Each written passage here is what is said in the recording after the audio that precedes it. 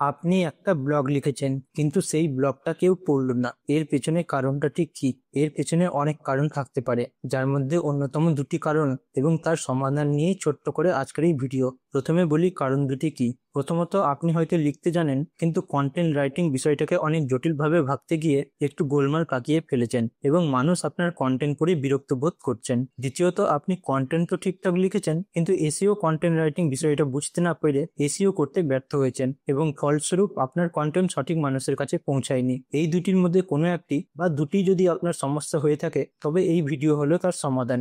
ভিডিওটি পুরো দেখলে আশা করি এই সমস্যা আপনার আর হবে না। ভিডিও শুরুর আগে দুটি কথা বলে রাখি যা আপনাদের জেনে রাখা আবশ্যিক। প্রথমত, আমার নাম শুভম বিশ্বাস। আমি পেশায় একজন ব্লগার এবং গত 6 বছর ধরে ব্লগিং এবং এসইওর মাধ্যমে অ্যাফিলিয়েট মার্কেটিংকে কাজে লাগিয়ে ঠিকঠাক টাকা পয়সা রোজগার করে আসছি নিজের বাড়িতে বসেই। দ্বিতীয়ত, আপনারা অনেকেই চান আমার সাথে সরাসরি কথা বলতে এবং আমার থেকে ব্যক্তিগতভাবে কন্টেন্ট রাইটিং, ব্লগিং ইত্যাদি শিখতে। ভিডিও ডিসক্রিপশনে একটা বাংলা টেলিগ্রাম চ্যানেলের লিঙ্ক দিয়ে রাখলাম, সেখানে গিয়ে আমার টুকটাক ভাবনা, আমার থেকে কন্টেন্ট রাইটিং, আমার লেখা ব্লগ পোস্ট, এডিটিং, ব্লগিং শেখা ছাড়াও আমার সাথে সরাসরি কথা বলতে পর্যন্ত পারবেন। লিঙ্ক দেওয়া থাকলে ডিসক্রিপশনে গিয়ে জয়েন করতে পারেন। চলুন এবার ভিডিওটি শুরু করা যাক। প্রথমেই বলি, কন্টেন্ট রাইটিং হলো এমন এক স্কিল যা অতটাও সহজ না যতটা মানুষ এটাকে করে রেখেছে। যদি আপনি নিজের জন্য বা নিজের ওয়েবসাইটের জন্য কন্টেন্ট রাইটিং করতে চাইছেন তাহলে তো ঠিক আছে, দিনের পর দিন ভুল কাজ করতে করতে আপনি নিজেই শিখে যাবেন কন্টেন্ট কিভাবে সঠিকভাবে লিখতে হয়। কিন্তু যদি আপনি ব্লগিং করতে চাইছেন না, অন্য কারোর জন্য, কোনো কোম্পানি বা স্টার্ট আপের ব্লগের জন্য কন্টেন্ট রাইটিং করতে চাইছেন, তবে আপনাকে প্রথম দিন থেকেই সঠিক কাজ করতে হবে, নইলে তারা আপনাকে নেবে কেন, তাই না? ব্লগিং এর ক্ষেত্রে কন্টেন্ট হয় দু ধরনের। এক ধরনের কন্টেন্ট হয় অনেকটা গুছিয়ে পয়েন্ট আকারে ভেঙে টেবিল, বুলেট পয়েন্ট, অনেক ছবি, ইনফোগ্রাফিক ইত্যাদি সহ লেখা। অনেকে জিজ্ঞাসা করে ঠিক কত ওয়ার্ডের কন্টেন্ট হওয়া দরকার। এর কোনো সঠিক উত্তর নেই, তবে এটুকু বলা যেতে পারে যাতে একটা টপিক মানুষ গুগলে সার্চ করার পর আপনার কন্টেন্ট পড়তে এসে সেই টপিক নিয়ে আর কোনো ব্যক্তি দ্বিতীয় কোনো ব্লগ করার প্রয়োজন না পড়ে, ঠিক ততটুকুই ওয়ার্ড যথেষ্ট। যতটা কন্টেন্ট প্রয়োজন ঠিক ততটুকুই লিখতে হবে। কোনো কন্টেন্টের উত্তর যদি 500 ওয়ার্ডেই শেষ হয়ে যায় আর আপনি টেনে হিজড়ে 5000 ওয়ার্ড করতে চাইছেন, সেটা তো উচিত না। বাড়তি কাজ না আপনার পোষাবে আর না আপনার পাঠকের। এই ধরনের কন্টেন্ট সাধারণত গুগল সার্চ থেকেই ট্রাফিক নিয়ে আসে। এই ধরনের কন্টেন্টের টাইটেলে থাকে best, top, how to, difference between, biography ইত্যাদি।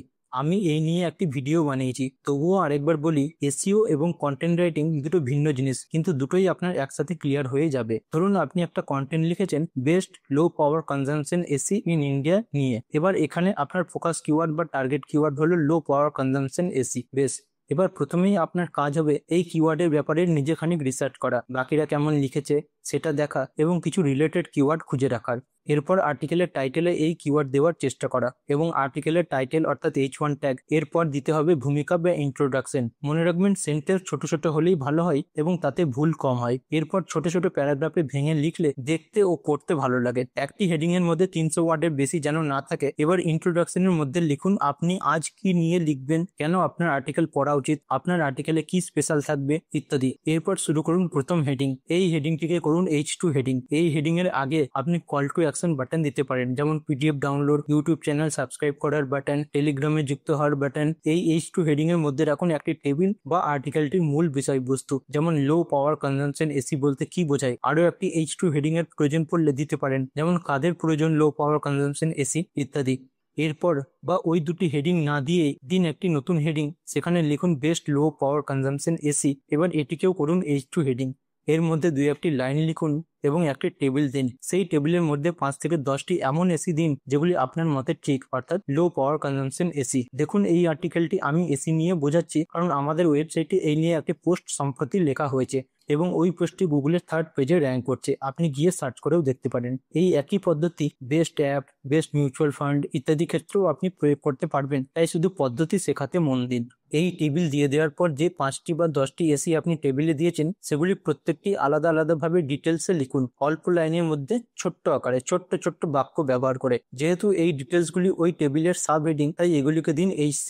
আবার এই H3 হেডিং এর ও দুটি সাব হেডিং দেওয়া যাবে, যেমন স্পেসিফিকেশন, প্রোজ এন্ড কনস, তাই এগুলিকে একে একে দিন H4 ও H5 হেডিং। এভাবেই তো আর্টিকেল লিখতে হয়, তাই না? এবার আর্টিকেলটির মধ্যে যেখানে যেখানে প্রয়োজন মনে হবে ইমেজ, ইনফোগ্রাফিক, ভিডিওর লিঙ্ক ইত্যাদি যুক্ত করুন। মনে রাখবেন ইমেজ যেমন তেমন ভাবে যুক্ত করলেই হলো না, ইমেজ নিজে বানিয়ে দেওয়ার চেষ্টা করুন যাতে সেই ইমেজটি ইউনিক হয়। সেই ইমেজের লিঙ্কের মধ্যে রিনেম করে, অর্থাৎ ইউনিভার্সিটির যে নাম থাকবে সেই নামটাকে রিনেম করে কিওয়ার্ড দিয়ে নতুন নাম দিয়ে তারপর আপলোড করুন। সঙ্গে প্রতি ইমেজের মধ্যে কিওয়ার্ড সহ বা রিলেটেড কিওয়ার্ড সহ অল টেক্সট দিতে ভুলবেন না। আর্টিকেলের মধ্যে ইন্টারনাল লিঙ্ক অর্থাৎ নিজের ওয়েবসাইটের অন্য আর্টিকেলের লিঙ্ক এবং এক্সটার্নাল লিঙ্ক অর্থাৎ অন্য ওয়েবসাইটের লিঙ্ক দিতে ভুলবেন না এবং সেটিকে ডু ফলো বা নো ফলো লিঙ্ক করে রাখবেন। নিজের ওয়েবসাইটের আর্টিকেল হলে অবশ্যই আর্টিকেলের লিঙ্কটি ইন্টারনাল লিঙ্কিং করবেন এবং অন্য ওয়েবসাইটের আর্টিকেলের লিঙ্ক হলে সেটাকে open in a new tab করতে ভুলবেন না। কোনো রেফারেন্স আর্টিকেল দেওয়ার থাকলে সেটিকেও দেবেন এবং ডু ফলো লিঙ্ক করে রাখবেন। ক্রেডিট দেওয়ার থাকলে দেবেন এবং সেগুলিকে ক্যাপশনের মধ্যে লিখে দেবেন। এগুলি খুবই দরকারি। আর্টিকেলের মধ্যে এফএকিউ, হাউ টু, স্কিমা ইত্যাদি যুক্ত করে রাখবেন।